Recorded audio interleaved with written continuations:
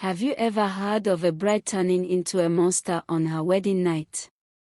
What would you do if you were the groom? In the bustling city of Lagos, Maria was known as the most beautiful woman in her neighborhood. Her skin glowed like the morning sun, her smile could light up any room, and her kindness made everyone love her. But Maria carried a dark secret that no one, not even her closest friends, knew about. Maria was getting married to Daniel, a wealthy and handsome businessman. Their love story had been the talk of the community for months. Everyone admired their relationship, and their wedding was expected to be the grandest event of the year. The wedding day arrived, and it was everything Maria had dreamed of. The church was decorated with white roses, the choir sang beautifully, and the guests couldn't stop talking about how stunning Maria looked in her white lace gown. Daniel, dressed in a sharp black suit, couldn't take his eyes off his bride. He was madly in love with her.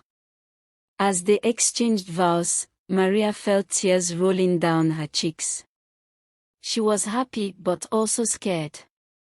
Deep down, she knew something could go terribly wrong that night. Earlier that morning, Maria's grandmother, Mama Ebo, had pulled her aside. "Maria, remember what I told you when you were a little girl," she whispered, her voice trembling. "The curse on our family is real. Tonight, when the clock strikes midnight, you must not let your emotions get the better of you. If you lose control, the monster within will come out." Maria had nodded, pretending not to take her grandmother seriously. After all, she lived in Lagos, a modern city. Who believed in curses anymore? Still, her grandmother's words stayed with her. The reception was grand.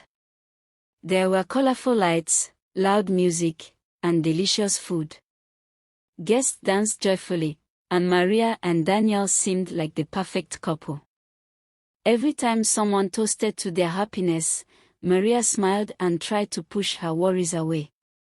But as the evening went on, she started to feel uneasy. Strange things began happening. First, the lights flickered for no reason. Then, Maria noticed her hands trembling when she held her champagne glass. She quickly placed it on the table, hoping no one would notice. "Are you okay?" Daniel asked, holding her hand. "Yes, I'm fine," Maria lied, forcing a smile. After the last guest left, Daniel carried Maria into their hotel suite. The room was beautiful, with rose petals scattered on the bed and candles lighting up the corners. Daniel kissed her forehead. "I've waited for this moment all my life," he said. Maria smiled, but her heart was pounding. Midnight was only minutes away. She felt a strange heat rising in her body, and her vision blurred for a moment. "Maria, are you sure you're okay?"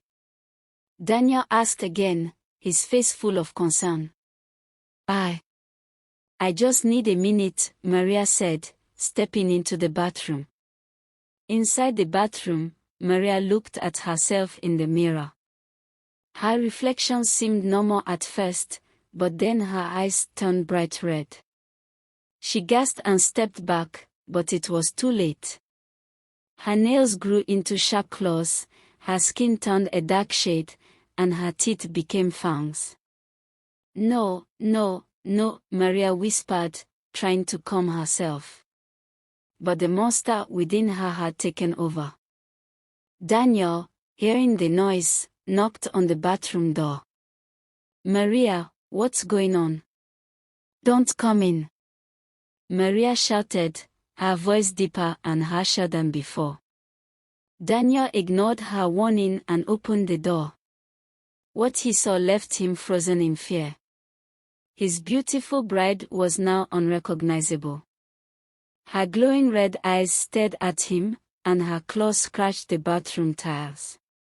"Maria," Daniel whispered, stepping back. Daniel, I didn't want you to see me like this. Maria cried, but her voice sounded like a growl. Maria couldn't control her new form. She accidentally knocked over a lamp, and the room filled with smoke from a small fire. Daniel grabbed a blanket to put out the flames, but he couldn't take his eyes off Maria. Stay away from me, Maria shouted, running to the corner of the room. Maria, I'm not going anywhere, Daniel said, his voice shaking but determined. Tell me what's happening. Through her tears, Maria explained the curse that had been placed on her family generations ago. Every woman in my family is cursed to transform into a monster on her wedding night. The only way to break the curse is if the groom truly loves me, even after seeing me like this. Daniel was silent for a moment. He looked into her glowing red eyes and said, Maria, I love you. I don't care what you look like. We'll figure this out together. Maria wanted to believe him, but the monster within her wasn't so sure. She could feel it taking control, pushing her to hurt Daniel. She clutched her head, trying to fight it. Leave before I hurt you, she screamed. I'm not leaving, Daniel replied firmly. He stepped closer, reaching out his hand. But before he could touch her, Maria let out a deafening roar. The monster had fully taken over, and she lunged at Daniel. Daniel dodged her attack and grabbed a chair to defend himself. Maria, fight it, he shouted. The room was in chaos. Maria's monstrous form smashed furniture and clawed at the walls, while Daniel tried to calm her down. He refused to hurt her, even though she was no longer in control of herself. Just as the clock struck midnight, Maria collapsed to the floor, breathing heavily. Her claws retracted, and her skin returned to normal. She looked up at Daniel with tears streaming down her face. I'm so sorry, she whispered. Daniel knelt beside her and held her close. We'll get through this, he said. I'll find a way to break the curse. But as they sat there, exhausted and surrounded by the wreckage of their wedding suite, neither of them noticed the shadowy figure watching them from the window. The morning after the terrifying wedding night, Maria and Daniel sat in silence, their hotel room a complete mess. Maria still felt ashamed, while Daniel tried to stay strong for her. But their quiet moment was interrupted by a loud knock at the door. Daniel opened it cautiously, and an old man dressed in a long black robe stepped inside without waiting for an invitation. My name is Elder Jonah, the man said in a deep, commanding voice. I know about the curse that haunts your wife. Maria gasped. How do you know about it? I've spent my life studying ancient curses, Elder Jonah replied. Your family's curse is one of the most powerful I've ever encountered. If you want to break it, you need to act quickly. Midnight tonight is your last chance. Daniel looked at Maria, who nodded. We'll do whatever it takes, Daniel said firmly. Elder Jonah explained the origin of the curse. Centuries ago, Maria's ancestor, a beautiful woman named Ada, had been a powerful healer in her village. One day, she refused to marry the village chief because she loved another man. Enraged, the chief accused her of witchcraft and sentenced her to death. Before Ada died, she placed a curse on the chief's family, but it backfired, affecting her own bloodline instead. Since then, every woman in her family turned into a monster on their wedding night unless they could prove they were truly loved. To break the curse, Elder Jonah said, Maria must confront the spirit of Ada herself. But beware, if you fail, Maria will remain a monster forever. Elder Jonah led them to a small shrine on the outskirts of Lagos. The shrine was hidden in a dense forest, surrounded by trees so tall they seemed to touch the sky. This is where the curse was first cast, Elder Jonah explained.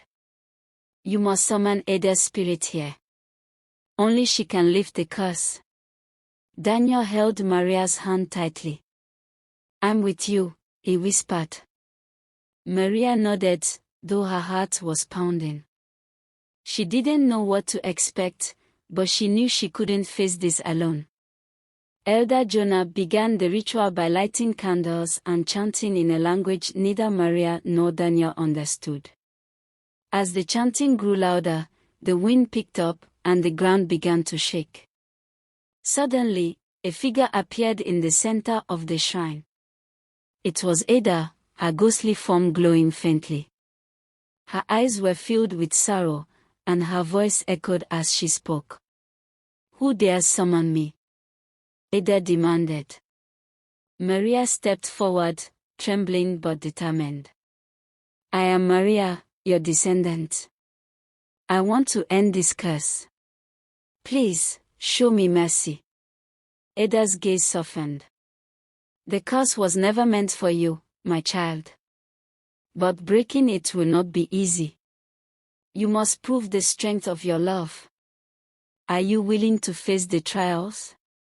Yes, Maria and Daniel said in unison. Ada waved her hand, and the scene around them changed.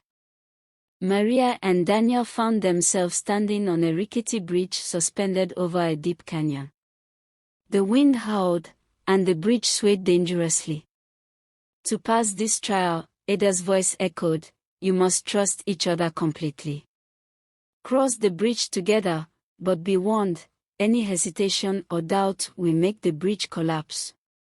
Maria and Daniel looked at each other. We can do this, Daniel said, holding out his hand.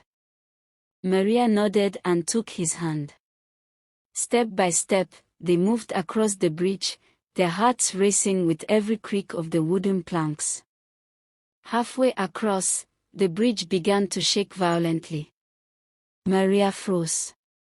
I can't do this, she cried. Yes, you can, Daniel said firmly. I'm here. I won't let you fall. His words gave Maria the courage to keep moving. Together, they reached the other side just as the bridge collapsed behind them. The scene changed again, and they found themselves in a dark cave. In the center of the cave was a glowing orb, pulsating with energy. To pass this trial, Ada said, one of you must give up something you love most. The orb will decide if your sacrifice is worthy. Maria stepped forward. I'll do it, she said. She thought of everything she cherished, her beauty, her voice, her memories. Finally, she made her choice. I give up my ability to have children, she said, tears streaming down her face. The orb glowed brighter and then disappeared.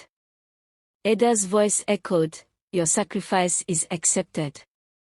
Daniel held Maria close, knowing how much this decision had cost her. For the final trial, they were transported back to the village where Ada had lived centuries ago. They saw the village chief who had betrayed Ada, now a ghostly figure bound in chains. To break the curse, Ada said, you must forgive the man who caused it. Maria stared at the chief, anger boiling inside her. He ruined your life and cursed our family. How can I forgive him?